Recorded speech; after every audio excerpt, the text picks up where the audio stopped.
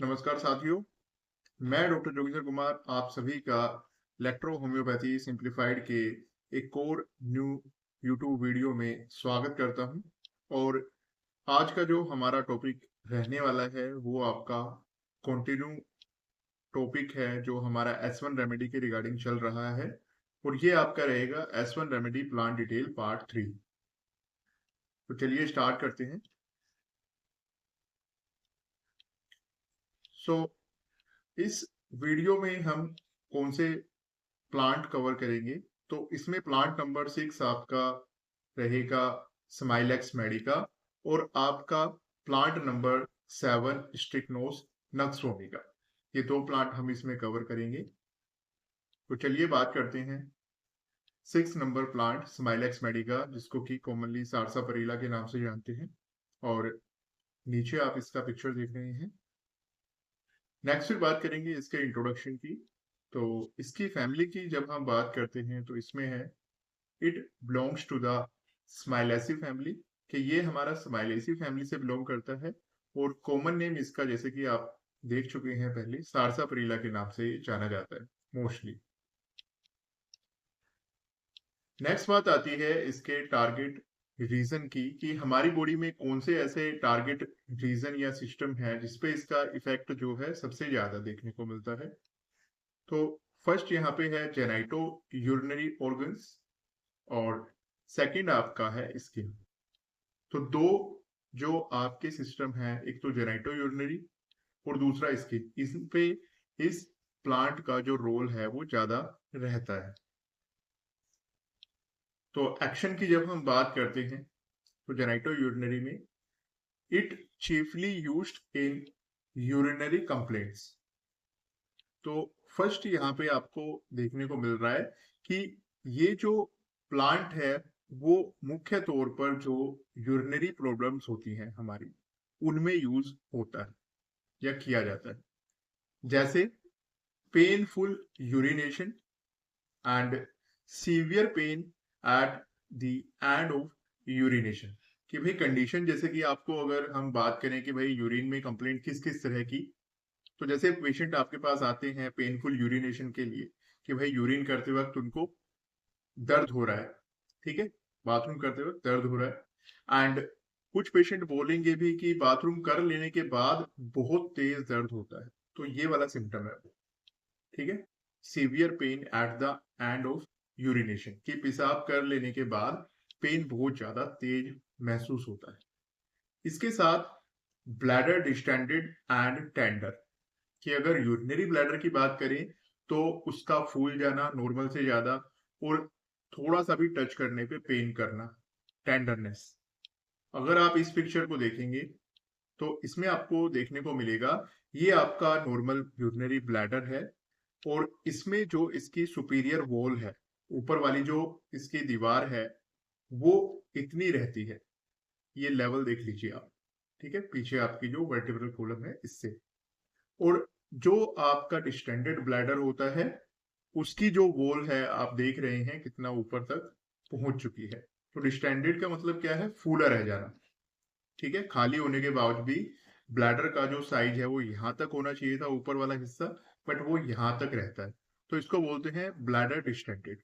और साथ में इसके पेन होगा तो टेंडरनेस। तो इन कंप्लेंट्स में भी यूज होगी। नेक्स्ट इसका काम रीनल कोलिक। रीनल कोलिक का मतलब होता है किडनी से रिलेटेड जो पेन होता है, ठीक है।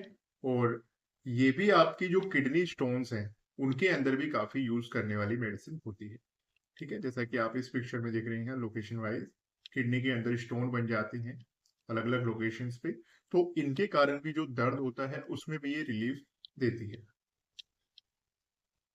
नेक्स्ट अगर कुछ और सिम्टम्स की बात करें तो जैसे बच्चों के अंदर problem, child screams before and while passing urine, कि बच्चा आपने देखा होगा बहुत तेज चिल्लाता है जब वो यूरिन पास करता है या यूरिन पास करने से पहले। स्पेशली आप देखेंगे छोटे बच्चों में, जैसे राइट में पिक्चर भी है, कि बच्चा यूरिन जब पास आउट करेगा उससे पहले ही रोने लग जाता है, बहुत तेज चिल्लाने लगता है। वो किस वजह से? यूरिन के अंदर दर्द जो होता है उसकी वजह से, ठीक है। नेक्स्ट है pain from right kidney downward.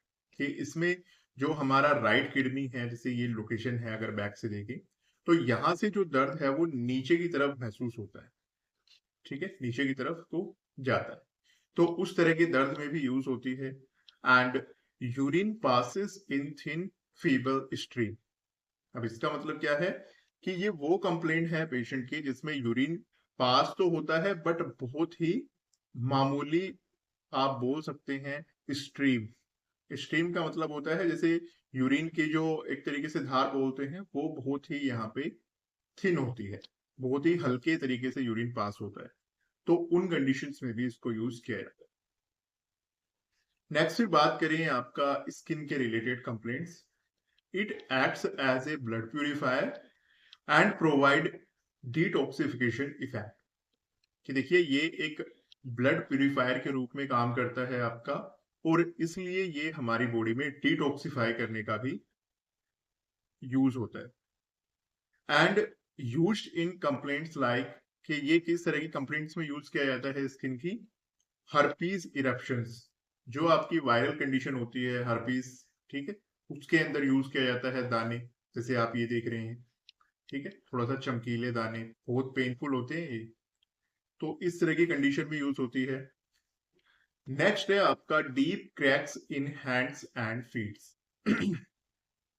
कि आपका हैंड्स और फीट के अंदर जो क्रैक्स बन जाते हैं, जैसे एड़ियों में दरारें फट जाती हैं बहुत ज्यादा, किसी के हैंड्स ऐसे हो जाते हैं, हाथ के अंदर ऐसे फट जाती है, तो बहुत ज्यादा जो दरारें हैं वो गहरी हो जाती हैं, ठीक है, कई बार इनमें से ब्लीडिंग भी होने लगती है, इतना ज्यादा गहरे और पेनफुल हो जाती है, तो उनके अंदर भी इसका स्किन में काफी अच्छा यूज होता है। नेक्स्ट है स्किन हार्ड एंड इंडूरेटेड। कि अगर आप इसकी स्किन को टच करके देखेंगे तो ये बहुत ज्यादा हार्ड मिलेगी, और साथ में इंडूरेटेड का मतलब जैसे मोटा मोटा सा हो जाता है, थिकनेस, जैसे यहाँ पे आप देख रहे हैं ना, साइड की जो स्किन है वो काफी थिक हो गई है। And skin affections in summer season. कि मोस्टली पेशेंट ऐसे भी आते हैं कि डॉक्टर साहब वैसे बिल्कुल ठीक रहते हैं, बट जैसे ही गर्मियां आती हैं तो स्किन से रिलेटेड जो प्रॉब्लम्स हैं वो दोबारा से शुरू हो जाती हैं, ठीक है, पेशेंट आपको आके बोलते हैं कि डॉक्टर साहब बाकी मौसम में तो ठीक रहता है, बट जैसे ही गर्मी होती है तो स्किन की प्रॉब्लम्स दोबारा से बनने लग जाते हैं, मतलब पिछले बार भी थी गर्मियों में, फिर ठीक हो गई, बीच में सीजन चेंज हुआ, बट अब गर्मी आई फिर दोबारा से ये देखने को मिलती है, तो इस तरह की कंप्लेंट्स में भी ये यूज की जाती है। नेक्स्ट हमारा आ जाता है 7th नंबर, जो कि सबसे मोस्ट इंपोर्टेंट प्लांट है आपके एस्मन मेडिसिन का, स्ट्रिक्नोस नक्सोमिका पॉइजन नट। तो लेफ्ट साइड में इसका प्लांट आप देख रहे हैं, और राइट साइड में इसका जो फ्रूट है, जस्ट लाइक जैसे आपका ऑरेंज होता है इस तरह से देखने को मिल रहा है, बट एक बड़ा फर्क है इसके बीच में, और इसके सीड से आप वो जानेंगे कि इसके बीज में वो अंतर होता है। तो देखिए यहाँ पे इंट्रोडक्शन में, it belongs to the loganiaceae family. कि ये जो प्लांट है नक्सोमिका, ये लोगेनिएसी फैमिली से बिलोंग करता है। And the common name poison nut comes from the, कि जो इसका कॉमन नेम है पॉइजन नट जो हम इसको बोलते हैं, उसमें जो पॉइजन वर्ड है वो कहां से आया है, from toxic nature of its seeds. ये जो राइट साइड में आप देख रहे हैं ना, ये इसके बीज हैं, जो आपने फ्रूट देखा पीछे, और इनको हम हिंदी में कुचला के बीज बोलते हैं, कुचला, ठीक है, और इन्हीं बीज के अंदर जो टॉक्सिसिटी है, पॉइजन की जो मात्रा है वो बहुत ज्यादा होती है। कैसे होती है, contains highly poisonous alkaloids such as strychnine and ब्रूसिन।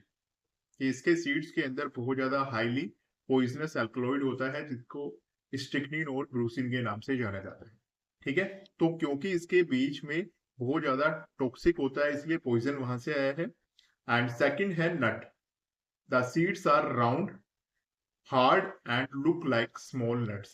कि इसके जो बीज हैं वो टाइट होते हैं, हार्ड, गोल होते हैं जैसा कि दिख रहे हैं, और दिखने में इस तरीके से होते हैं जैसे छोटे जो नट्स आते हैं ना हमारे ड्राई फ्रूट्स, उस तरीके से, तो इसलिए इसको हम कॉमनली पॉइजन नट के नाम से जानते हैं। नेक्स्ट आ जाता है इसके टारगेट रीजन के बारे में। तो फर्स्ट इसका है सेरेब्रोस्पाइनल एक्सिस, जो यहाँ पे आप देख रहे हैं आपका ब्रेन और आपका जो स्पाइनल कोड है उस पे इसका पूरा वर्क देखने को मिलता है। एक तो सेकंड है नर्व्स के ऊपर, डेफिनेटली जैसे ऊपर दिखाया गया है उसकी वजह से होगा। डाइजेस्टिव ऑर्गन्स की बात करें वहां पे रहेगा स्टमक, लीवर एंड बाउल्स पे, इंटेस्टाइन मतलब। मेल रिप्रोडक्टिव सिस्टम पे रहता है और साथ में आपका रेस्पिरेटरी ऑर्गन्स। तो ये काफी बड़े लेवल पे बड़े सिस्टम्स को कवर करता है। ऑलमोस्ट हमारी पूरी बॉडी आ जाती है क्योंकि सेरेब्रोस्पाइनल एक्सिस से बाकी सारी नर्व्स के जरिए ये क्या बोलते हैं, कवर करता है बॉडी को। ठीक है, बट फिर भी इसके कुछ स्पेशल सिस्टम भी हैं जिन पे ये एक्स्ट्रा वर्क करता है, नीचे जो लिखे डाइजेस्टिव, मेल एंड रेस्पिरेटरी। तो चलिए एक्शन की जब बात हम करते हैं तो इसमें है स्टिक्नोसोनस वोमिका एक्शन में सेंट्रल नर्वस सिस्टम में क्या है, कौन से सिम्टम्स है, जैसे कन्वर्जेंस विद कॉन्शियसनेस। इसका मतलब क्या है, यहाँ पे आप पिक्चर देख रहे हैं, कन्वर्जेंस का मतलब क्या होता है, दौरे पड़ना। आपने देखा हो कभी, आप देखें किसी पेशेंट में दौरे पड़ते हैं जब, तो कैसे उसके हाथ पैर झटके मारने लगते हैं, अकड़ने लगते हैं। ठीक है, बट ये चीज ध्यान रखना, इसमें अलग अलग वैरायटी होती है। जैसे ये वाला जो पेशेंट है, इसमें उस दौरे पड़ने के साथ में कोई भी याददाश्त की कमी नहीं होगी या ये मूर्छित नहीं होगा। ठीक है, मतलब इसको सब कुछ दिखता रहेगा या ये सब कुछ भूलेगा नहीं। क्योंकि कुछ कुछ पेशेंट आप देखेंगे जिनमें दौरे पड़ते हैं, उसके बाद जैसे ही एपिसोड जाता है तो उसको कुछ पता नहीं होता उसके साथ क्या हुआ था, बट इसको पता रहेगा। तो इसलिए कॉन्शियसनेस के साथ कन्वर्जेंस होगी। सेकंड है spasms with rigidity in all muscles of the body, कि पूरी बॉडी के अंदर जो हमारी मसल्स हैं उनमें ऐंठन बन जाना, स्पैज्म। तो ये भी इसका एक फीचर है, तो इसमें काफी यूजफुल है ये। सेकंड इसका इससे ही माइंड से ही रिलेटेड है आपका अल्कोहलिज्म। ठीक है, मतलब दारू की लत। तो उसके लिए भी ये मेडिसिन बहुत ज्यादा यूजफुल होती है। ठीक है, क्योंकि वहीं से आपकी जो माइंड से ही जो डिजायर है, ठीक है, लत लगने का मतलब क्या है, बार बार जो सिग्नल मिलते हैं कि भाई उसी चीज को लेना चाहिए, उससे ही हमारा स्टिमुलेट का एक काम हो रहा है, तो उसकी वजह से, तो उसमें भी यूजफुल है अल्कोहलिज्म। नेक्स्ट में डाइजेस्टिव सिस्टम की बात करें तो इसमें है इट हैव डाइजेस्टिव इफेक्ट्स, इसका काफी अच्छा डाइजेशन पे इफेक्ट होता है और मेनली यूजफुल इन कॉन्स्टिपेशन, कि कब्ज में बहुत अच्छा यूज है इसका कॉन्स्टिपेशन में। और कैसे वाला, with infrequent ineffectual urging for stool, इसके पेशेंट को इस तरह की कुछ कब्ज होती है कि पेशेंट बार बार स्टूल पास करने के लिए जाने की सोचता है, बट जितनी बार भी वो स्टूल पास करता है पूरे तरीके से क्लियर नहीं हो पाता। ठीक है, काफी पेशेंट बोलेंगे कि सर ऐसा लगता है कि स्टूल आ रहा है, बट जाके जैसे बैठते हैं, ठीक है, लैट्रिन पास आउट करते हैं, बट कर लेने के बाद भी ऐसा लगता है जैसे पूरी तरीके से क्लियर नहीं हुआ। तो इस तरह का कुछ कॉन्स्टिपेशन, इनडाइजेशन, खाना नहीं पचना, एंड इसके साथ में क्या क्या चीजें हैं, sour taste and nausea in morning and after eating, कि माउथ के अंदर खट्टा खट्टा सा टेस्ट रहता है और सुबह को जब उठते हैं तो जी मिचलाता है, नोजिया बनता है, और खाने के बाद भी इस तरीके से नोजिया बनता है। ठीक है, तो ये भी इसका एक मेन कंप्लेंट है। पाइल्स की इसमें बात करें तो ईचिंग एंड ब्लाइंड, कि पाइल इसमें ईचिंग और ब्लाइंड टाइप की होते हैं। ब्लाइंड का मतलब होता है नॉन ब्लीडिंग। ठीक है, नॉन ब्लीडिंग।